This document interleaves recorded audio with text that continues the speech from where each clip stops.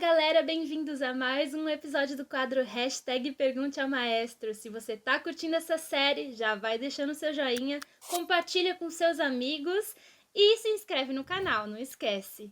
Se você tiver alguma pergunta pro maestro, deixa aqui nos comentários, mas antes dá uma checada aqui na nossa playlist, vê se o maestro não respondeu a sua dúvida em algum outro episódio desse quadro, tá bom?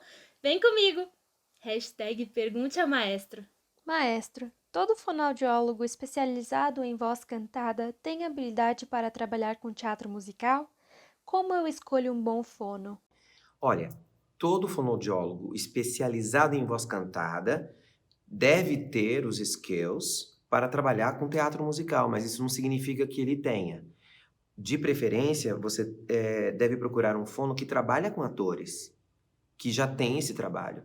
A melhor maneira de você escolher é se informando com a doutora Silvia Pinho, que é a pessoa que eu confio para isso, no próprio Invoz. Ela pode indicar algumas pessoas, pupilos dela, né? E ela mesma pode atender você por Skype. Então, eu acho que seria boa uma avaliação com a doutora Silvia, no Invoz. Eu vou colocar aqui o link para você poder entrar em contato com eles, mas aí a partir deles, eles podem te dar essa informação melhor, tá bom? Maestro, homens podem fazer soul belting? Olha, essa pergunta é uma pergunta de prova de capacitação, hein?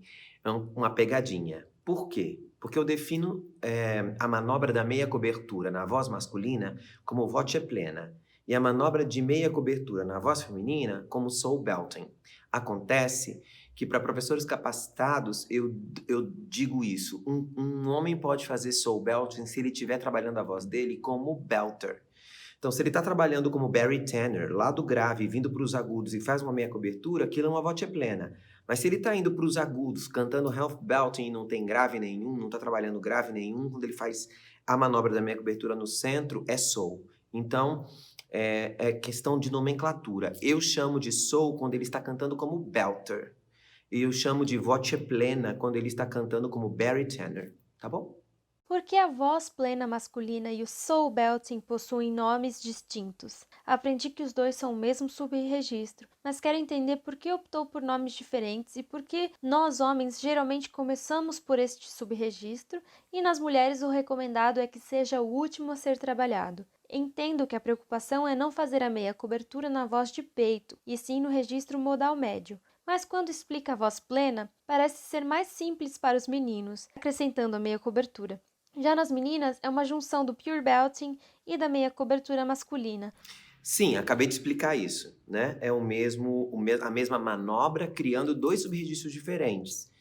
Então, por que que eu vou chamar nos meninos, é mais fácil começar pelo calling de meia cobertura na voce plena? Os meninos falam com a borda densa, então para eles fazer uma meia cobertura e diminuírem a massa é um pouco mais fácil. Para as meninas, elas podem cair no erro de, se forem fazer a borda densa com mais cor, fazer de peito, entendeu? Então, esse é o único medo que eu tenho. Não é que tem que ser o último, depende muito da musculatura da menina. Se ela está habituada a fazer belting e se ela está habituada a fazer speaking, eu posso começar com soul. Agora, é sempre pequeno, tá? Então, de novo, é um pouco igual a última pergunta. É uma questão de nomenclatura. Mas pensa comigo, se eu estou cantando uma música, eu, Marconi, cantando uma música da Aretha Franklin, por exemplo, e eu resolvo a meia cobertura no centro, eu não vou chamar isso de voce plena, porque eu estou cantando soul, na verdade. O estilo é soul e eu estou fazendo belting. Se eu estou cantando This is the Moment, do Jekyll and Hyde, e faço os agudos de meia cobertura, eu não posso chamar isso de soul, porque nem soul é voce plena. Então, soul também tem a ver com estilo. Estilo soul pop, rhythm and blues, também tem a ver com isso. Então, quando o menino está cantando isso, eu também chamo de soul, tá bom? Maestro, você acredita que o ideal é desenvolver o seu timbre de forma supervisionada, ouvindo a opinião dos ouvintes ou professores, ou é cabível, em prol da singularidade, se isolar um pouco dos feedbacks? Ótima pergunta. Eu perguntei isso pro meu professor uma época. Ele me deu uma resposta italiana. Eu estava confuso uma época Sempre tive confuso com a minha classificação vocal, porque eu fui classificado de tudo que era coisa, né, em coral ou em masterclass, e eu só estudava com um professor. Daí um dia eu decidi fazer uma aula com outro professor, uma professora, para ver o que ela achava, que tensões ela achava que eu tinha, que problemas ela podia me ajudar. E eu caí na besteira de dizer isso para ele. Falei, professor, eu fiz aula com a fulana de tal. E aí ela me disse algumas coisas, me deu alguns feedbacks, e eu queria saber o que o senhor acha. Ele fechou o piano e falou, eu acho que você não precisa mais de mim. Você já tem alguém para te orientar? E me mandou embora. Eu quase chorei. Eu era molequinho. Tinha 21 anos e não tinha a mínima ideia do protocolo. Não sabia o que era. Não sabia o que era professor de canto, não sabia o que era... não é que eu acho que a gente não pode fazer aula com outro professor, mas ele se sentiu ofendido. Você não confia em mim? Então, depois que passou a raiva dele, né, que eu voltei a fazer aula e passou a raiva dele, ele me disse o seguinte, se você vai ficar ouvindo opiniões de muitas pessoas, você vai ficar muito confuso e isso vai me atrapalhar. Então, você escolhe. Ou você me escuta e segue aqui, e depois que você tiver com isso sólido, escute outras pessoas, mas escute sempre pessoas que você dá valor. Pessoas que você sabe que vão te acrescentar. Porque colegas, por exemplo, não dá para escutar. A opinião dos seus colegas pode estar relacionada com a sua própria voz. Além de pessoas um pouco maldosas, que às vezes elas gostam do seu agudo e o seu grave não está tão bom e elas falam o contrário. Ainda tem isso, ele falou isso para mim. Aí eu falei, nossa, mas será que as pessoas fazem isso? Depois eu descobri que sim. Então, o que você tem que ouvir? Você tem que ouvir o seu professor e você tem que ouvir pessoas relevantes no meio. Exemplo, diretores musicais, maestros. No meu caso, quando eu ganhei o do Saião, a banca era formada por diretores de casting de casas europeias, da Ópera de Basel, assim, pessoas que eu realmente poderia ouvir. E no final a gente tinha feedback, eu fui lá pedir o feedback deles. São pessoas que eu quero ouvir o feedback, mas não qualquer um. Até porque as pessoas te escutam, às vezes, com o coração delas. Então, por exemplo, quem é meu fã e me adora como pessoa, quando me escuta fala, ai, que lindo que você canta, independente se você está num dia bom ou não. E uma pessoa que não gosta de mim, ela vê o vídeo e ela fala, credo, eu não quero nem ver. Entendeu? Então, você não pode misturar esse tipo de coisa. Se é uma coisa profissional, escute somente pessoas que possam te ajudar de verdade. Mas em algum momento no início, tente escutar somente o seu professor de canto e tente avaliar o seu conforto. Se o seu conforto está bom, significa que as coisas estão indo bem. E aí, mais para frente um pouquinho, mostre para pessoas que você realmente dá valor à opinião delas, tá bom? Exemplo, sua mãe, por exemplo, eu já ouvi aluno falar isso. O professor estava estudando aquela música, mas minha mãe não gostou. Aí eu falo, sua mãe é professora de canto? Não. Então, sua mãe não tem que gostar ou não gostar. Você tá ouvindo a pessoa errada, né? É uma coisa engraçada. Nem sempre a mãe gosta. Na verdade, às vezes a mãe não gosta de nada, né, do que você faz. Eu, quando comecei a estudar canto, tinha uma voz muito esquisita, mas muito esquisita, muito. E quando minha mãe me escutava cantando, ela dizia assim, meu filho, não cante não, toque piano, tão mais bonito. E era um super incentivo para mim, porque eu falava, meu Deus, eu não posso estar em casa, né? Porque eu falava, minha voz é esquisita porque eu estou aprendendo ainda, mas ela vai ficar legal um dia, prometo. E era a resposta que eu podia dar. Então, eu espero ter ajudado, tá? Temos 2 perguntas relacionadas a subregistro. Maestro, qual a tessitura indicada para cada subregistro para vocalistas masculinos? E ainda sobre vocalistas homens, todas as dinâmicas são possíveis em todos os subregistros? Maestro, você poderia nos mostrar os diferentes subregistros de belting da sua didática? Tá, vamos lá. Primeiro, as tessituras do subregistro estão todas no meu livro, então não vou repetir aqui. E elas variam um pouco de voz para voz, então aquilo é uma média, tá? Eu não gostaria de fazer muitos callings aqui, então vou perder um tempo fazendo calling de todos os subregistros, mas eu vou mostrar algumas coisas rápidas dos meninos. Mas as dinâmicas podem ser feitas com um certo limite. pianicíssimo, no agudo de borda densa, eu não vou conseguir fazer muito. A não sei que a minha voz seja muito leve. Então tem a ver com far, tem a ver com uma série de coisas. Então um menino, o body tenor de Broadway, ele geralmente tem uma voz central, que é a sua voce plena, que é essa que eu fiz no último vídeo. Janeiro! Uou! Esse seria um calling de uma meia cobertura para uma voce plena. Quando eu desço para a parte grave e sou tenor, eu vou descendo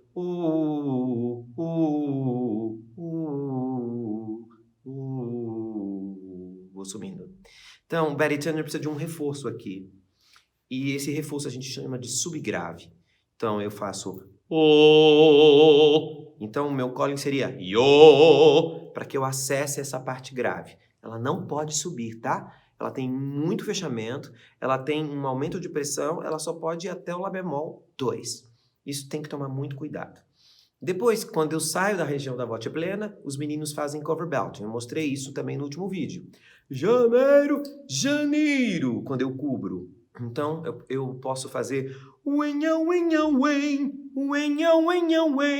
para esse subregistro agudo, ou e pensar na vogal I.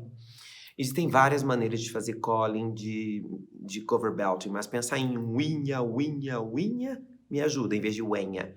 Winha, quase passei. Winha, aqui passei. Winha. Então, essa é uma das maneiras.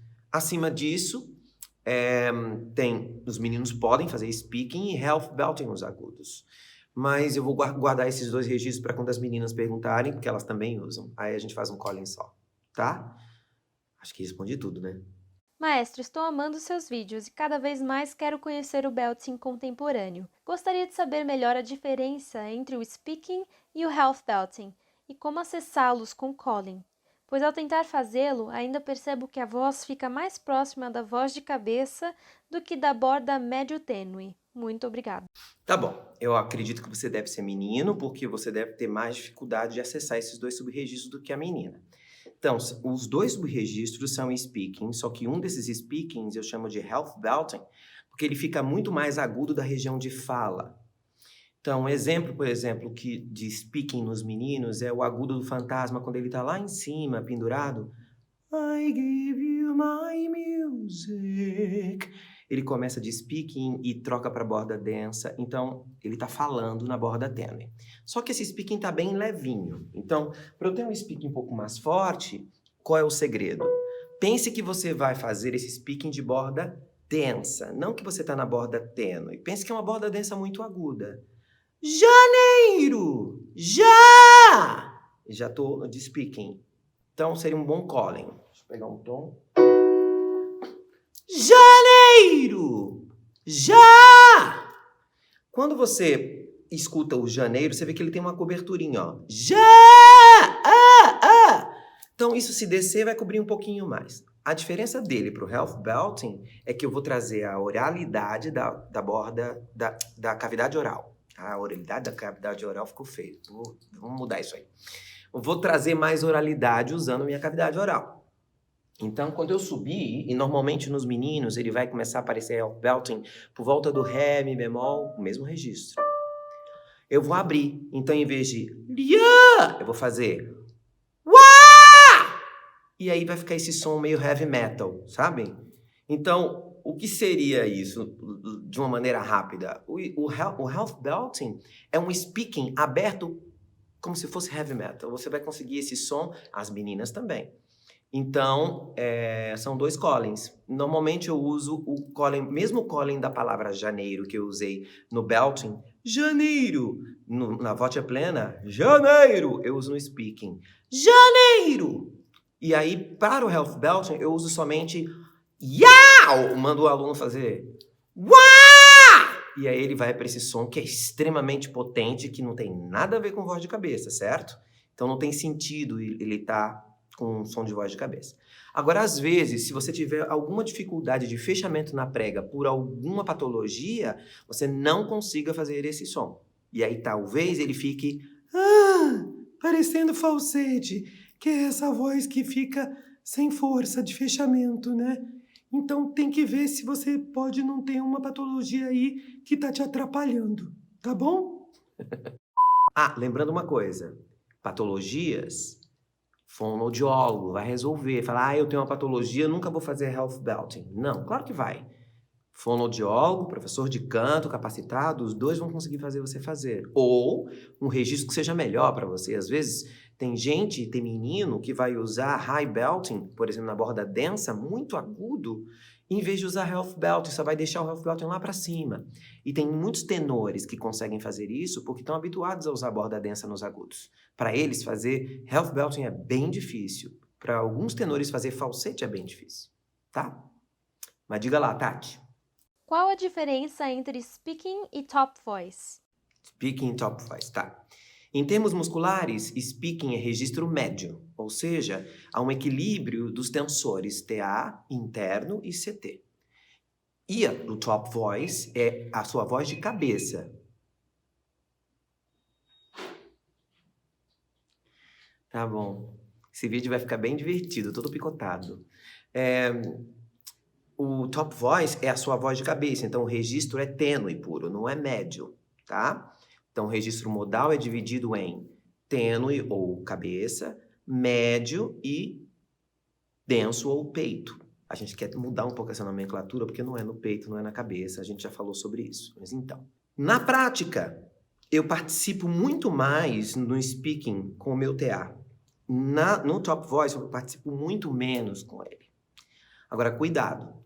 Se você tem um top voice lírico, ele vai soar com bastante volume. Isso não quer dizer que porque não tem TA, que não tem a mesma quantidade de TA do speaking, que não tenha potência. Porque eu posso estar recrutando TA externo para me dar força. Tem uma série de coisas aí. Então, basicamente, vamos definir assim. Quando você não tem fala, você tá no top voice, mesmo que seja lírico. E aumente alguma coisa aqui. Quando você tá falando agudo e tá usando a borda tênue, isso é speaking. Então aí eu consigo muito mais potência. Fora que sair daqui e descer pra minha borda densa é muito mais tranquilo Do que sair daqui e descer pra borda densa. Vai dar um clack bem maior. Por quê? Porque entre o top voice e a borda densa, eu preciso desse registro médio que é o speaking, ou no caso do canto lírico, o mix tênue. Tá bom? Nossa, falei muito. Eu sei como o whistle funciona, mas queria saber como posso controlá-lo e como aumentar a extensão dele. Consigo fazer algumas notas, mas acabo desafinando. Tá. Não sei se eu deveria fazer isso por aqui. Por quê? Eu não sei o que você está fazendo. Eu não sei se é realmente o whistle, ou se você está de flageolet, por exemplo. Se ele for muito pequenininho, assim, que você não consiga nem segurar por muito tempo, ou não consiga dominar a afinação, nem sei se vale a pena usar. Quem tem o whistle, eu costumo dizer isso, quem tem o whistle, normalmente ele é usável. A pessoa faz e aí ela afina de acordo com o trato vocal, vai afinando de acordo com o trato vocal. Então, um conselho. Se você tem, uma das coisas que você pode fazer para tentar afinar é usar um pouco da cavidade nasal, como se você fizesse um pequeno fry dentro do nariz, sabe? Para ajudar a afinar. Mas cuidado, não experimente isso sozinho. Sabe, pequenininho, assim como eu fiz. Tudo bem. Agora, não fique tentando cantar de whistle o tempo inteiro, porque você não sabe se realmente aquilo é um whistle. Ou se você pode estar fazendo um flageolet e empurrando o ar para ele ter volume. Faça com o professor de canto, não custa nada. Marca uma aula com o professor e diz, olha, eu tenho essas 3 notas aqui no whistle. É um whistle mesmo? É mais seguro, tá? Porque, de novo, sem saber o que você está fazendo, eu estou chutando aqui. Não acho bom experimentar sozinho, tá bom? Maestro, quais as direções que devemos mandar a voz nas diferentes regiões de tessitura vocal com relação ao belting? Há professores que dizem que devemos mandar a voz sempre para frente, para a máscara, da nota mais grave à mais aguda. Porém, há professores que dizem que notas graves e médias devem ser mandadas para frente. Já as notas agudas devem ser mandadas para trás. Tenho receio de mandar a voz para frente e ficar gritado, ou de mandar a voz para trás e ficar entubado. Como resolver? Os vídeos estão cada vez mais interessantes. Obrigado. Olha, primeiro, eu não gosto muito dessa palavra mandar, sabe? Porque eu direciono às vezes, mas eu já dei exemplo de aula de canto aqui. Sua voz tá muito metálica, põe ela pra trás. Sua voz tá muito abafada, põe pra frente. E aí eu fico nisso. E não interessa a tessitura. Então, primeiro, a voz não tem que ir nem pra frente, nem pra trás. Eu tenho que conseguir que ela faça uma coleção de harmônicos oscuros e se junte com harmônicos claros. Então, a minha faringe tem que estar ampla. Primeira coisa, você tá fazendo não é porque você tá jogando a voz para trás. Você tá fazendo isso como voz muscular para proteger a sua laringe. Se você tem muitos músculos da faringe apertando a sua laringe, você vai ter uma voz desconfortável ou fadigável e uma patologia, talvez. Então, quando a gente coloca a voz do aluno nesse lugar, sem volume, eu estou diminuindo a pressão subglótica, estou aumentando a atividade do escape. Isso não é colocar a voz para trás e tubar a voz. Porque por mais que se você pedir para um aluno abrir a faringe bastante e elevar a rinofaringe, a voz vai ter brilho. Ela não vai ficar tubada. Ela só vai ficar tubada se ela estiver no meio do caminho. Se você não conseguir toda a faringe. Às vezes ela fica mole. E aí ela fica escura. Então, se você tiver ela com isometria, não. Então, qual é a regra? Para toda a sua tessitura, descubra qual é o equilíbrio do seu chiaroscuro. E comece sempre pelo oscuro. Por quê? Porque o oscuro vai proteger a sua laringe com o abaixamento dela e a isometria da faringe. Esse é o objetivo da voz dita por você, mandada para trás. Mas eu jamais canto com a voz para trás. A voz vai sempre para frente. Eu nem me preocupo com isso, porque quando eu abro a minha faringe e penso para trás, ela faz pá! Isso chama-se giro. No lírico a gente chama de giro, no belting a gente chama de correu, né? Às vezes brilhou, esquilou, ou tuengou, às vezes, dependendo do tipo de esquilo. Se ele for nasal, a gente chama de twang, enfim. Mas não é nem para frente, nem para trás, tá?